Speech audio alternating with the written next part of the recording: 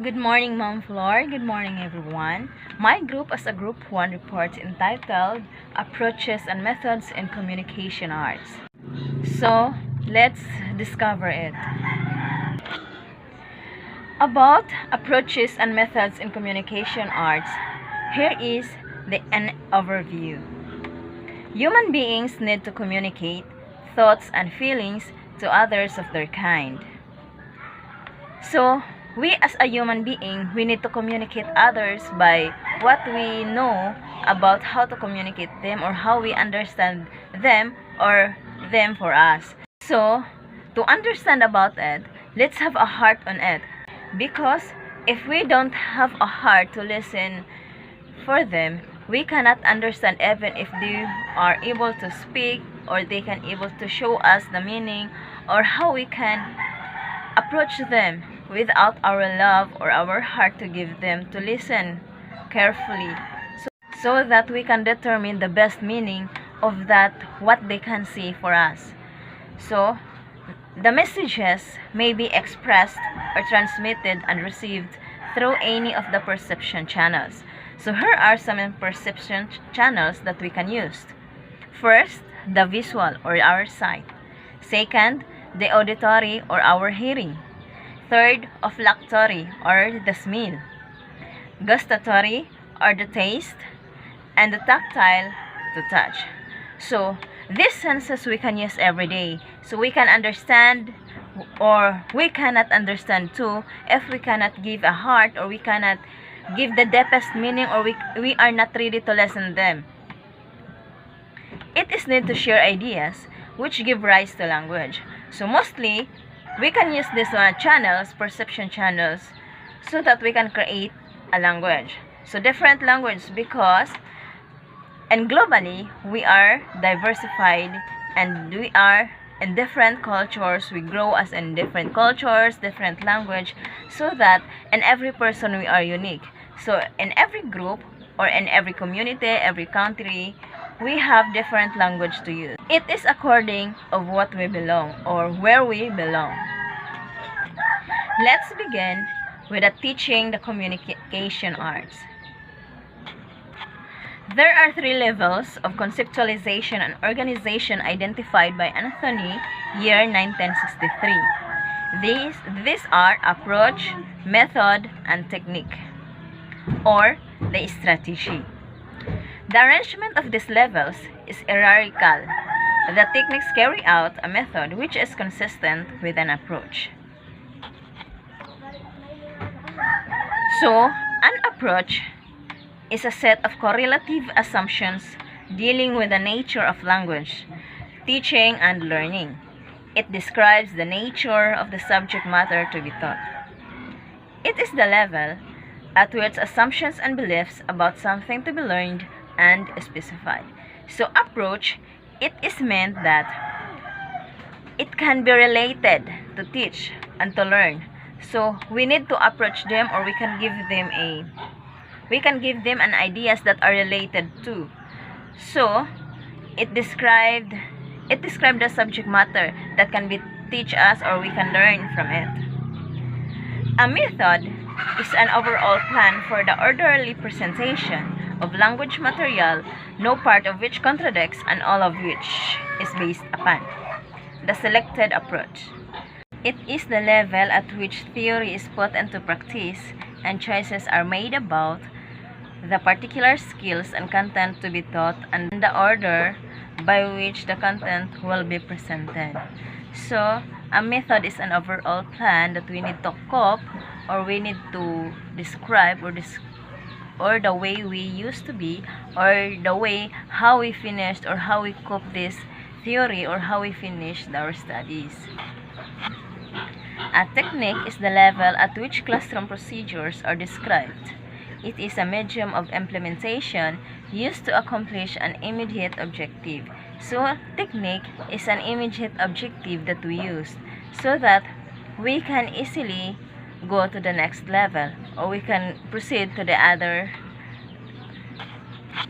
so that we can proceed to the next activity of what we can do. So technique, it is a procedures that describe to us.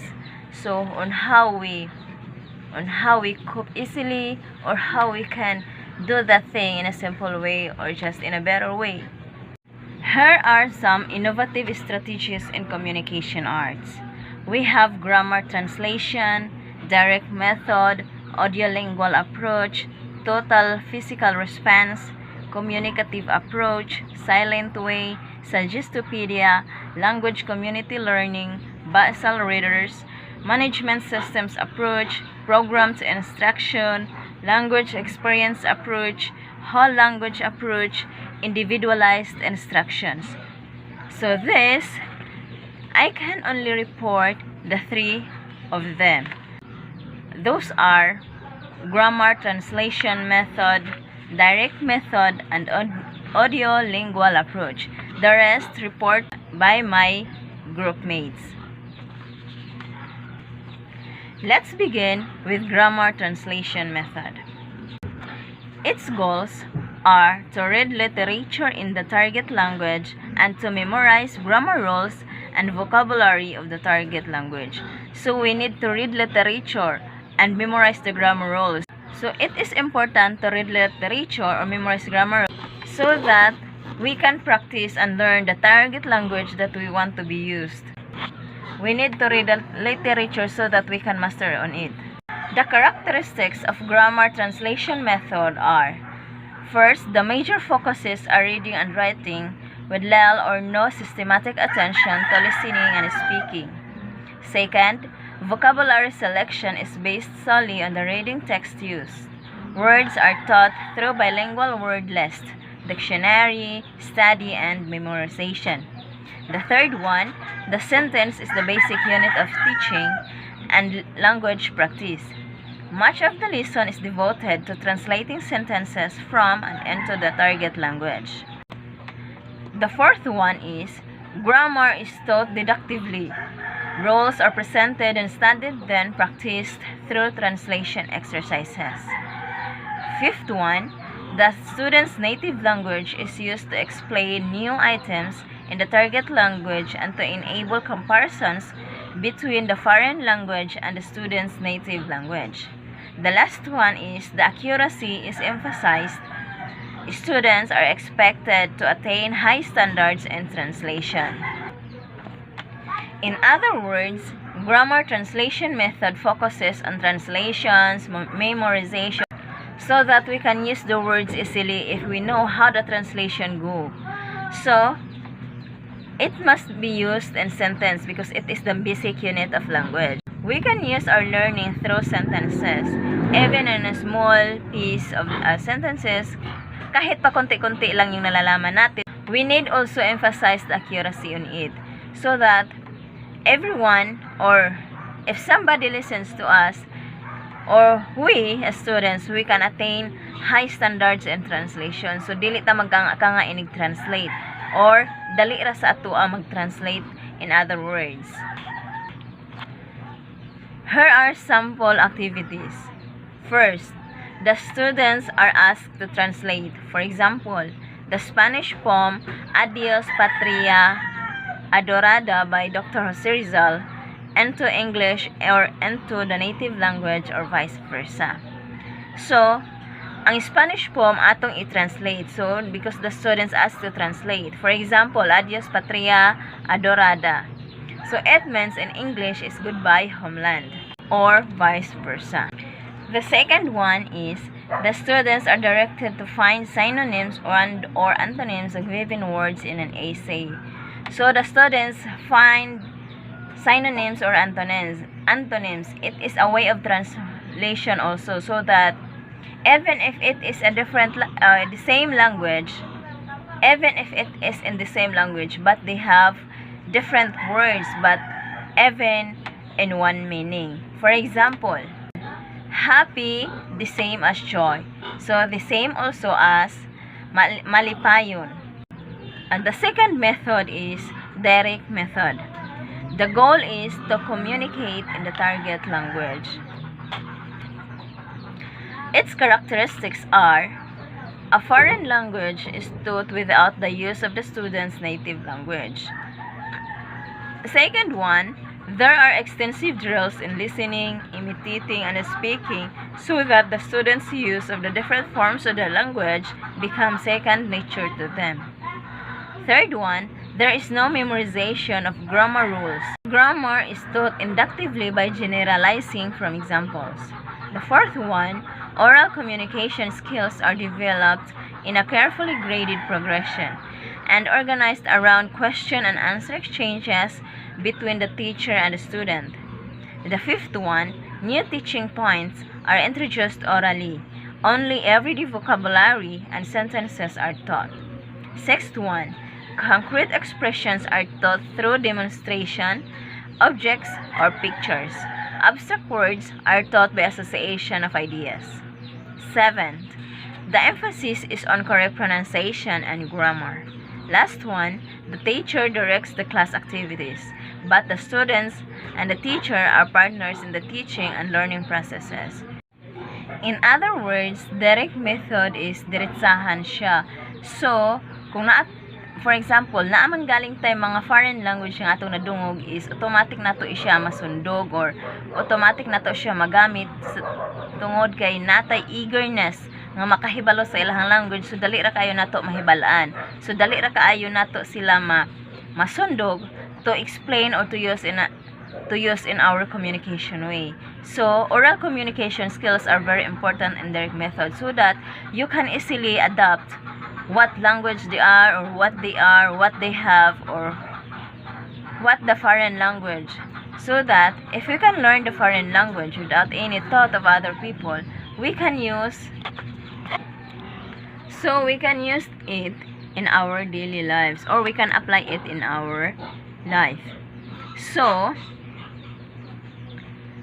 it is mostly in oral because in direct method we can show it orally.